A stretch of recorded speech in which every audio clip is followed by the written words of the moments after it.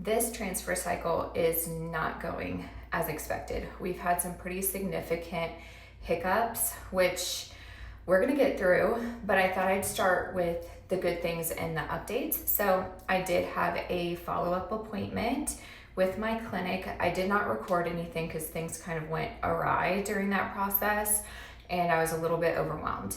So the good things are my estrogen did rise appropriately. All of my other labs looked good and my lining was appropriate.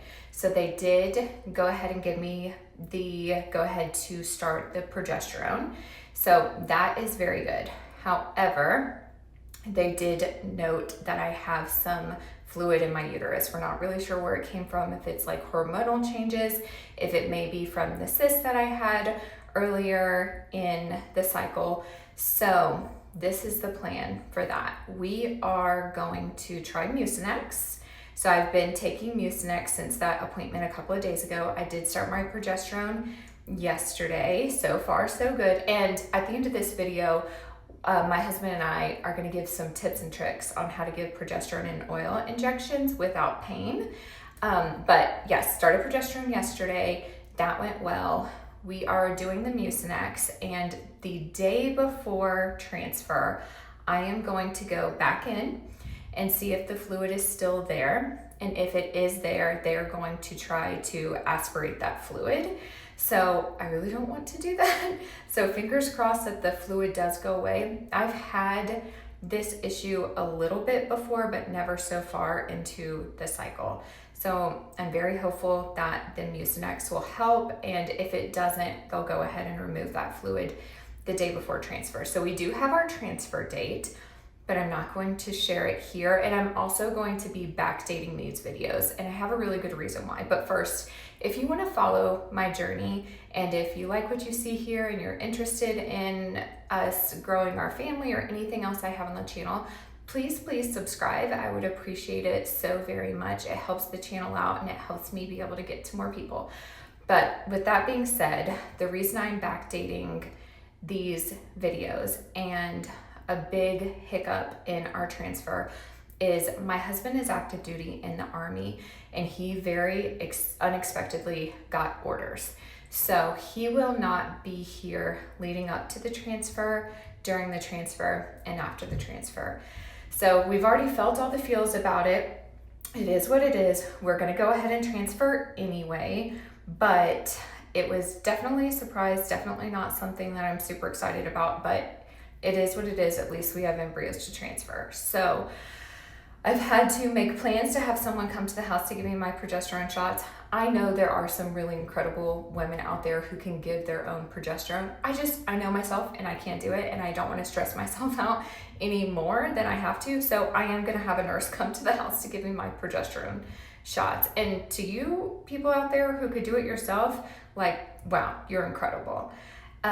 And this will be the first time I've ever done a transfer without my husband. He's going to go ahead and sign the consents ahead of time, and I'll be doing it without him. So I guess I'll be talking to the camera a lot during my 2-week wait. So the next video that you see on my channel is not going to be about the transfer again, because we are going to kind of like backdate things, but also the 2-week wait is 2 weeks, and I post every week. So the next video that you see is going to be something a little bit different, not fertility related, but that doesn't mean that we're not still on that journey.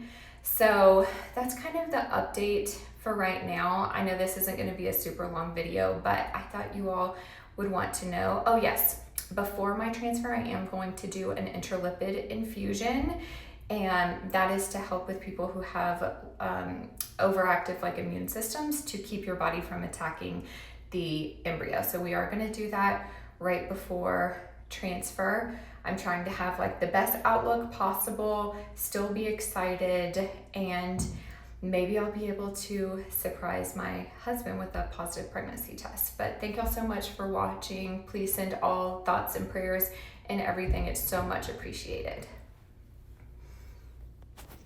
We're about to do progesterone and oil, and my husband gives the best progesterone shots. So we're gonna give you our tips. Now you're gonna jinx me. Now it's not gonna work. So fail. if you can, we didn't have time, but if you can, pull the progesterone up and then stick it like in your armpit to get it warm. Okay, that's important. All right, let's go. We ready? Yeah. Okie dokie.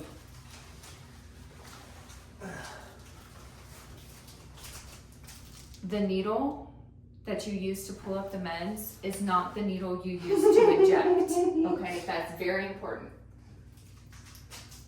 You use the one that you drop the progesterone, you will get a core sample. That's a big old needle. It's a Capri Sun. I don't know if they could see me. That's a big old needle. Okay. Why'd you pass that? I think this can fit too. I'll get a hold of that. Okay, I'll hold it. That core sample needle. It's a biopsy probe. Yes. Make sure to clean the top of your vial. That's what he was just doing. It's very important. Cleanliness and whatnot. My dose is a milliliter of the PIO. Always push some air in because it helps it draw up. Perfect. So then he's going to cap this needle and switch it out for the administration needle. The cap is over here. Oopsies. Sorry. Shame. And then once you put the administration needle, you want to just prime it with a little bit of the PIO, just so you get like a little bit coming out of the top of the needle. Yes. Otherwise, you'll get You'll inject air. into your Wife's butt. Yeah, booty boo. Okay, so this is what I usually do. TikTok or YouTube. I'm not showing my butt, so don't get weird. I like to put my hand on my hip bone, and then where my thumb is where you inject. So, it's not my butt, okay? All right. And I also have some scars, too, from previous times.